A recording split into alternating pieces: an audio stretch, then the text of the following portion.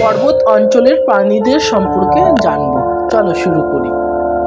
পাহাড়ি ছাগল দারুণ আরোহী উত্তর আমেরিকায় পাওয়া যায়। হিমালয়ী তুষার চিতা বিরল বড় বিড়াল হিমালয় ও মধ্য এশিয়ায় থাকে। ইয়াক গৃহপালিত ও বন্য দুই প্রজাতি আছে, তিব্বতে বেশি। হিমালয়ী থার পাহাড়ি বুনো ছাগল। আইবেক্স ইউরোপ ও এশিয়ার পাহাড়ি ছাগল, লম্বা বাঁকানো শিং থাকে। লাল পান্ডা হিমালয়ের জঙ্গলে পাওয়া যায়। বাদামি ভাল্লুক বা হিমালয়ী ভাল্লুক পাহাড়ি বন ও ঢালে থাকে। পিকা খরগোশের মতো ছোট প্রাণী, পাথরের ফাঁকে থাকে।